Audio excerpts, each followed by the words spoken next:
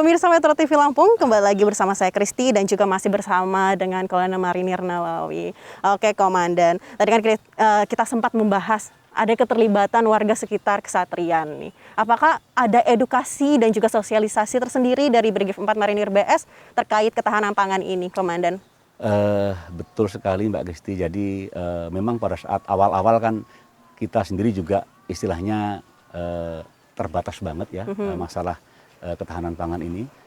Meliputi bidang peternakan, kita berkoordinasi dengan Dinas Pertanian Peternakan dari Pesawaran, termasuk yang pertanian di sini. Kita juga berkoordinasi dengan dinas terkait, termasuk yang dari perikanan. Jadi perikanan itu ada dua, tawar kita juga berkoordinasi dengan Pemda dari Tanggamus. Kemudian untuk yang laut kita berkoordinasi atau di bawah mentoring dari Balai Besar Perikanan Budidaya Laut Lampung. Inilah yang mungkin membedakan dengan tempat yang lain, di mana Lampung potensi khususnya laut itu juga luar biasa. Kemudian semuanya tersedia di sini, mulai dari pemijahan, artinya untuk bibit segala ikan laut itu ada di sana, termasuk pakan juga ada di sana, sehingga semua tersedia dan tenaga ahli ada di sana. Sehingga untuk kami yang di sektor laut pun itu semuanya luar biasa, ada semua selalu yang membimbing. Kemudian awal-awal untuk yang masyarakat memang agak-agak apa ya Mbak ya, ini merubah mindset masyarakat ini luar biasa. Umumnya masyarakat di sini kan memang di kampung ini Mbak kita ini ya, orang-orang rata-rata menanam tanaman-tanaman keras seperti tanaman yang sekali tanam nanti jangka waktu beberapa tahun baru didapatkan hasilnya. Jadi masyarakat tuh lebih kepada agak pasif lah ya. Tapi setelah mengenalkan bagaimana ketahanan pangan yang ada di sini, mereka mulai berpikir, oh ya ini dalam waktu 2 bulan seperti melon ini sudah bisa dipanen. Melon, semangka, labu dan lain-lain. Ternyata dengan menanamkan edukasi kepada masyarakat, mereka akhirnya lama-lama malah mereka apalagi yang bisa kita kerjakan bersama-sama. Sekali lagi karena masyarakat juga merasakan hasilnya, termasuk untuk yang di tanaman padi. Jadi semua itu memang melalui proses yang cukup lumayan alot juga. Kita mengumpulkan kelompok tani, kemudian kita melaksanakan training juga. Training ini memang programnya dari komando atas ya. Kita berkoordinasi dengan dinas terkait, kita berkoordinasi dengan beberapa perguruan tinggi. Di sini yang sudah kita libatkan adalah beberapa perguruan tinggi, diantaranya adalah dari Teknokrat, kemudian dari UBL dan dari Unila. Jadi semua ini memang sambil kita padukan semua orang-orang yang punya kemampuan, baik dari sisi ilmu pengetahuan. Jadi memang hasilnya ya lumayan, tapi nanti kalau itu kita bisa maksimal, ini nanti hasilnya juga akan lebih maksimal lagi. Saya kira seperti itu. Oke, walaupun ada penolakan di awalnya, tapi sekarang berjalan dengan lancar ya Komandan ya. Termasuk untuk peternakan kita juga ini Mbak, kita melaksanakan pelatihan, kemudian kita meninjau ke beberapa peternakan yang sudah berhasil, khususnya untuk yang kambing sama sapi.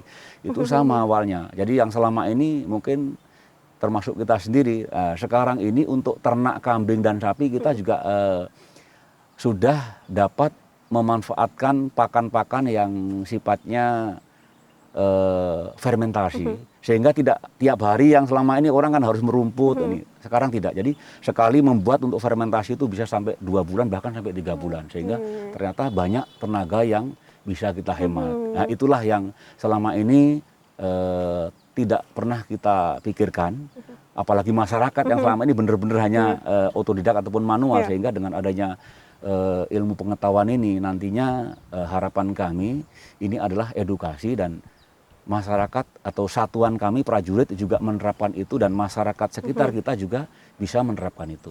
Oke, Komandan, tadi kan kita sudah membahas kalau misalkan untuk di kelautan sendiri, ketahanan pangan apa saja sih yang digalakan nih Komandan? Untuk yang di sektor kelautan sebetulnya ada beberapa ya, tapi yang kita kelompokkan menjadi 2. Jadi kita memang melaksanakan pembinaan desa pesisir ya. di antaranya di Pagar Jaya, di Tanjung Putus, di Siuncal, Gundi, dan lain-lain. Nah, ini ada 2 program. Yang pertama adalah program pembuatan rumah ikan atau rumpon lah itulah ya. Harapannya dengan rumpon itu nantinya masyarakat tidak jauh-jauh untuk mencari tempat untuk memancing. Karena dengan adanya rumpon itu ikan berkumpul di sana sehingga kita lebih mudah menangkap ikan. Kemudian yang kedua, yang di bidang perikanan laut ini ada beberapa yang sudah kita tanam. Kita mempunyai 4 buah karamba jaring apung yang semuanya ada 24 plong. Nah, kemudian di sana diisi ikan kerapu, bebek, kemudian kakap putih, kemudian ikan kobia, dan satu lagi ikan bawal bintang. Di mana ikan bawal bintang ini kita tanam sekitar 10.000 dan insya Allah ini 2 minggu lagi sudah panen. Saat ini besaran ikan bawal bintang kita itu sudah sekilo rata-rata 2. Jadi sudah hampir 500 gram per ekor. Dan itu luar biasa. Luar biasa untuk dikembangkan karena kembali Mbak, jadi prajurit kita ini orang Lampung, wilayahnya juga di pesisir dan sebagainya, sehingga lahan itu cukup banyak untuk dikembangkan di Lampung ini. Oke, Komandan, tadi kan kita membahas lebih rinci tentang ketahanan pangan. Sebenarnya parameter kesuksesan dari ketahanan pangannya sendiri itu seperti apa sih, Komandan? Kalau ini kan terus terang Mbak ya, kita walaupun mungkin saat ini berhasil ya, padi pun sudah panen 2 kali, buah ini sudah yang kedua, yang kecilnya sudah. Kita mencoba yang kecil dulu, yang maksudnya areanya sedikit itu berhasil, kemudian ini kita kembangkan. Kemudian parameter yang ada, yang pertama ini kan kalau kita berbicara masalah sembako, masalah pemenuhan sembako untuk satuan. Jadi yang pertama, padi ini kita sekarang udah langsung dari hasil panen kita sendiri. Bahkan sebagian kita lempar ke tempat lain. Tapi dijual Mbak, karena kan ini kan memang untuk ada nilai ekonominya untuk satuan. Dan harganya pun kita di bawah harga umumnya, sehingga rata-rata anggota jadi relatif lebih terjangkau ya, Komandan ya? Betul, mengambil yang di sini. Nah, jadi ketercukupan kayak beras, kemudian sayur-mayur. Ini kalau saya sebutkan yang lainnya banyak sekali Mbak. Sayur-sayuran, ikan yang lain yang di sektor darat ya. Di samping tadi ikan nila, ini yang juga sudah siap panen ini, yang di 1 kolam ini. Yang kolam pertama sudah kita panen dan hasilnya bagus. Jadi pemenuhan protein untuk dari ikan nila, lele, patin, gurame. Ini mungkin sudah panen yang mau ketiga ini, kalau yang lele loh ya, lele sama nila ini.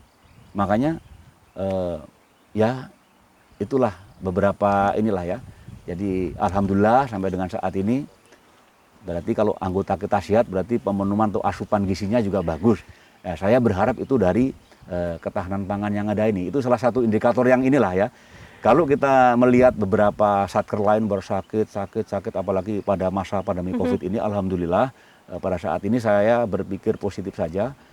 Yang tentunya kita tetap menerapkan protokol kesehatan, tapi jangan lupa karena asupannya bagus. Jadi karena sayur-mayur, kemudian protein dan sebagainya terpenuhi dari situ, sehingga satuan kita sehat, termasuk masyarakat di sekitar pesawaran ini ikut menikmati hasilnya. Oke, baik, kemarin kita akan melanjutkan perbincangan kita setelah jeda pariwara berikut ini, Komandan ya. Pemirsa Metro TV Lampung, setelah jeda pariwara berikut ini kita akan melanjutkan perbincangan kita. Tetaplah bersama kami di Dialog Spesial.